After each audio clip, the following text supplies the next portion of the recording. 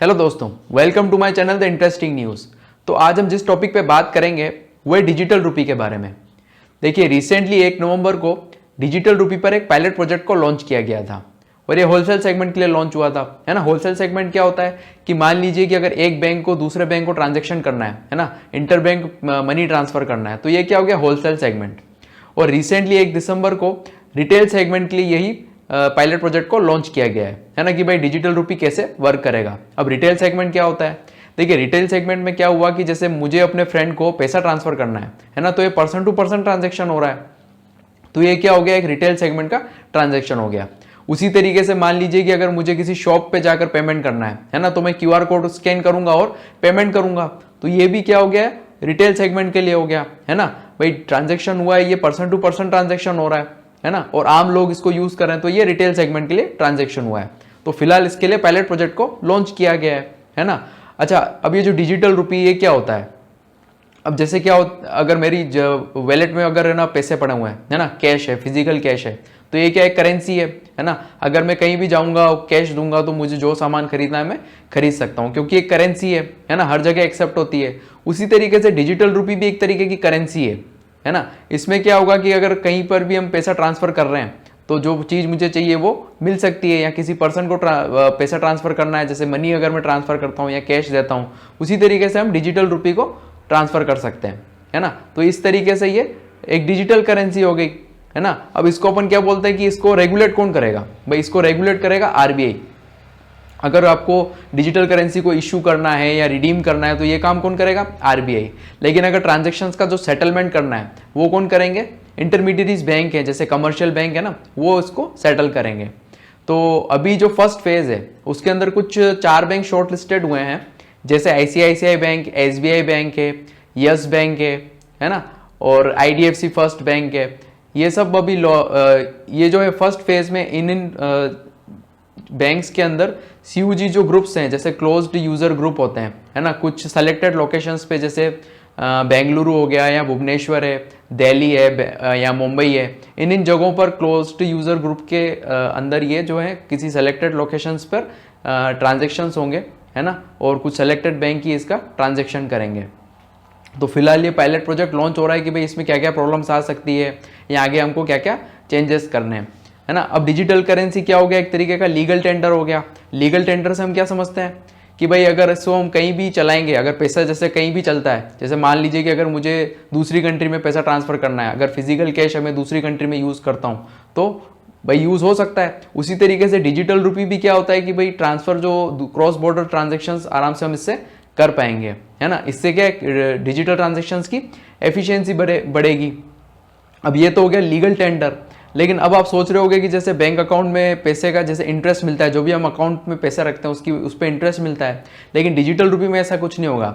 जैसे कैश हमारी जेब में पड़ा रहता है ना, तो उसमें कोई हमको इंटरेस्ट तो मिलता नहीं है। उसी तरीके से डिजिटल रुपी में भी कोई इंटरेस्ट नहीं मिलेगा, क्योंकि इससे क्या होगा कि लोग क्या है कि अगर डिजिटल रुपी पे इंटरेस्ट देना लग जाएंगे तो जो कैश है वो अपना डिजिटल रुपी में कन्वर्ट करके ब्याज उठाएंगे, है ना। इसके लिए क्या है कि डिजिटल रुपी में जो भी पैसा पड़ा रहेगा या जो करेंसी है डिजिटल रुपी में जो कन्वर्ट हो जाएगी उस पर कोई ब्याज नहीं मिलेगा, लेकिन वो कैश की तरह ही काम करेगी, है ना। अगर कोई भी हमें कैश के थ्रू जो ट्रांजेक्शन होता है वो डिजिटल रुपी के थ्रू होगा, है ना, और ये हर जगह एक्सेप्ट होगी। अब जैसे अब डिजिटल वैलेट हो गया। डिजिटल वैलेट कैसे हो गया, जैसे हमको पहले अकाउंट की जरूरत होती थी, है ना, पेटीएम है या गूगल पे है, इन सब में क्या होता है, वैलेट है ना। इसमें पहले मुझे अकाउंट खुलवाना पड़ेगा, फिर मुझे पैसा ट्रांसफर करना पड़ेगा, फिर वो वैलेट मेरा बन जाएगा उस अकाउंट पे। लेकिन डिजिटल रुपी में क्या होगा कि इसमें किसी बैंक अकाउंट की जरूरत नहीं है ना। हमको सिंपली क्या करना है, किसी भी बैंक की हम जैसे जो भी सेलेक्टेड बैंक्स हैं इनकी ऐप जो है हम डाउनलोड करेंगे, है ना, उसका वैलेट है, उसमें हम पैसा रखेंगे अपना और फिर हम ट्रांजेक्शन कर सकते हैं, है ना। इसके लिए किसी अकाउंट की जरूरत नहीं पड़ेगी। तो ये हो गया डिजिटल वैलेट का यूज़, इस तरीके से हम इसको यूज़ कर सकते हैं। अब जो ट्रांजैक्शन है ना, वो पर्सन टू पर्सन भी हो गया, है ना, और किसी शॉप पे जाके अगर मुझे पेमेंट करना है तो वो भी हम कर सकते हैं। तो इस तरीके से डिजिटल वैलेट का यूज़ हो रहा है। लेकिन क्या है कि जैसे ना ये जो यूपीआई होती थी, जो भी गूगल पे हो गया या फ़ोन पे है या पेटीएम है, इस पर हम क्या ट्रांजेक्शन्स की जो हिस्ट्री देख सकते हैं, है ना, और हमारे बैंक अकाउंट से इसकी हिस्ट्री निकल सकती है कि भाई हमने कहाँ कहाँ क्या क्या पेमेंट किया। लेकिन जो डिजिटल रुपी है उसमें क्या होगा कि अगर मैंने मान लीजिए कि 50,000 रुपये ट्रांसफर कर दिए अपने अकाउंट से डिजिटल रुपी में, एक बार मेरे जो वैलेट है, डिजिटल रुपी का जो वैलेट है उसमें 50,000 रुपये आ गए, उसके बाद मैंने कहाँ कहाँ पर क्या ट्रांजेक्शन किया है ये मेरे अकाउंट से पता नहीं लगेगा, है ना। लेकिन जो मेरे पास ऐप है उस पर इसका रिकॉर्ड रहेगा कि मैंने कहाँ कहाँ पर क्या क्या ट्रांजेक्शन किए हैं, है ना। लेकिन अकाउंट से इसका कोई लेना देना नहीं हुआ। भाई एक बार अगर 50,000 रुपये निकाल के हमने अपने अकाउंट से निकाल के अगर डिजिटल रुपी में ट्रांसफर हो गए, एक फिजिकल कैश की तरह हम उसको यूज़ कर रहे हैं, है ना, तो उसका जो जैसे ब्लॉकचेन टेक्नोलॉजी होता है ना, उसमें ही पूरा लेखा जोखा जो होता है, भाई हमने कहाँ कहाँ पेमेंट किया है, क्या क्या ट्रांजेक्शन किया है, उसमें ही रिकॉर्ड होता है ना। उसी तरीके से जो डिजिटल रुपी की जो वैलेट ऐप होगी, है ना, उसी के अंदर इसका रिकॉर्ड होगा, इसका कोई अकाउंट से लेना देना नहीं होगा। अब जैसे हम क्या करते हैं, जब भी कैश जो है 50,000 रुपये से ऊपर अगर हम ट्रांसफ़र करते हैं या किसी को कैश हम ट्रांजेक्शन करते हैं 50,000 से ऊपर, तो हमको पैन कार्ड देना पड़ता है ना।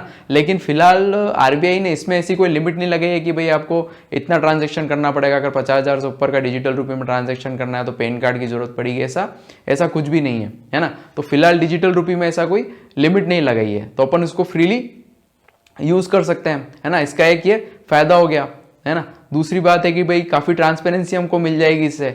जैसे मान लीजिए कि अगर है ना जो डीबीटी हमारी योजना होती है, जो किसानों को डायरेक्ट बेनिफिट ट्रांसफ़र होता है, या जो एलपीजी की सब्सिडी आती है, तो ये भी इससे आ सकेगी, है ना। अब क्या होगा कि जैसे कई लोगों के पास अकाउंट नहीं है, गाँव में कई लोगों के पास अकाउंट नहीं होता है, तो इस तरीके से डिजिटल वैलेट अगर वो धीरे धीरे यूज़ करेंगे तो उसमें क्या, भले उनका अकाउंट नहीं है लेकिन उनके डिजिटल वैलेट में पैसा ट्रांसफ़र हो जाएगा, और हम डीबीटी को ट्रैक भी कर पाएंगे कि हाँ किसके पास कितना अमाउंट का डीबीटी गया है ना। तो ये भी इसका एक बहुत फायदा है। अब हम समझेंगे कि भाई ये इसको यूज़ कैसे करेंगे। जैसे मान लीजिए कि यस बैंक है ना, यस बैंक की एक ऐप है, यस बैंक की ऐप है, जैसे यस डिजिटल ऐप है ना, उसको एक बार अपन ने डाउनलोड कर लिया। डाउनलोड करने के बाद क्या है कि उसमें पैसे ट्रांसफ़र हो गए, है ना, अकाउंट से, या मान लीजिए कि कैश से मैंने इस बार उसमें पैसे डलवा लिए। अब उसको मैं कहीं भी यूज़ कर सकता हूँ, है ना। तो अब जैसे क्या है कि मुझे कहीं पेमेंट करना है, जैसे किसी क्यूआर कोड पे पेमेंट करना है, तो उसको भी सेम एप्लीकेशन का क्यूआर कोड डाउनलोड करना पड़ेगा, है ना। जो जैसे फ़ोन पे का हमने क्यूआर कोड देखा है, वैसे उस ऐप का एक क्यूआर कोड होगा, हम उसको स्कैन करेंगे और पेमेंट हो जाएगा। तो इस तरीके से क्या होगा कि डिजिटल वैलेट का यूज़ होगा। अब इसके क्या क्या बेनिफिट है, देखिए कई बार हमको क्या होता है कि कैश कैरी करना पड़ता है ना, बहुत सारा कैश कैरी करना पड़ता है, तो वो झंझट हमारे पास नहीं रहेगा कि भाई इतना कैश कौन कैरी करे, है ना। और इसके बाद मान लीजिए कि रियल टाइम सेटलमेंट्स जो होंगे, आराम से जल्दी जल्दी सेटलमेंट हो जाएंगे। कई बार हम पैसा ट्रांसफ़र करते हैं, है ना, पेट्रोल पंप वगैरह पे, कई बार तो क्या होता है कि ट्रांजेक्शन डिक्लाइन हो जाता है ना, इंटरनेट का यूज़ कहीं पे सर्वर डाउन होता है, तो उसकी वजह से काफ़ी प्रॉब्लम होती है ना। लेकिन डिजिटल वैलेट में ये सब चीज़ें नहीं होगी। ऐसा भी हो सकता है कि हम जो इंटरनेट के बिना भी इस डिजिटल वैलेट को यूज़ कर सकेंगे। तो जो ट्रांजेक्शन्स में जो देरी होती है या ट्रांजेक्शन डिक्लाइन हो जाते हैं, इस प्रॉब्लम से बचेंगे, है ना। उसी टाइम में सेटलमेंट हो जाएगा, रियल टाइम सेटलमेंट होगा। ट्रांसपेरेंसी होगी। ट्रांसपेरेंसी कैसे होगी कि भाई जैसे डीबीटी की जो स्कीम, जो भी हमारा पैसा ट्रांसफ़र हो रहा है उसको हम वैलेट के थ्रू देख सकते हैं, या जो भाई हम ट्रैक भी कर सकते हैं कि जो डीबीटी है वो सही तरीके से ट्रांसफ़र हो रही है, या सही अकाउंट में ट्रांसफ़र हो रही है या नहीं हो रही है। तो इससे काफ़ी ट्रांसपेरेंसी मिलेगी, और जो एफिशिएंसी है डिजिटल करेंसी की वो बढ़ेगी। दूसरी बात है कि इसमें अकाउंट की कोई ज़रूरत नहीं है ना। तो जिनका अकाउंट नहीं है वो भी इसको यूज़ कर सकते हैं। अब जैसे फिजिकल कैश होता है, फिजिकल कैश में क्या होता है कि उसको फटना, जैसे नोट खराब हो जाता है, नोट फटता है, तो ये भी इसमें कोई दिक्कत नहीं है ना। आराम से ट्रांजेक्शन हो सकते हैं, और भाई ज़्यादा तो अपने को कैश कैरी करने की ज़रूरत है ही नहीं है, तो डिजिटल रुपये को हम यूज़ कर सकते हैं। धीरे धीरे इसका जो है हर जगह यूज़ बढ़ जाएगा, तो भाई फ़ायदा तो हमें ही होगा। और दूसरी बात, सबसे बड़ी बात है कि भाई जो आरबीआई का जो नोट्स इशू करता है या प्रिंट करता है ना, उसमें कितनी कॉस्ट लगती है, तो वो कॉस्ट भी बच जाएगी। तो इस तरीके से डिजिटल रुपी से आने से हमारे को काफ़ी फ़ायदा होगा। और जो धीरे धीरे हो सकता है कि ये जो ग्लोबल लेवल पे यूज़ हो, है ना, इंटरनेशनल पेमेंट होंगे, तो इसकी वजह से क्या होता है कि हमारी करेंसी की वैल्यू भी बढ़ेगी।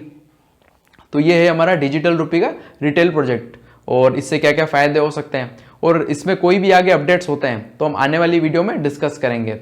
अगर फिलहाल के लिए आपको वीडियो पसंद आई हो तो वीडियो को लाइक करें, शेयर करें और चैनल को सब्सक्राइब करें। Thank you.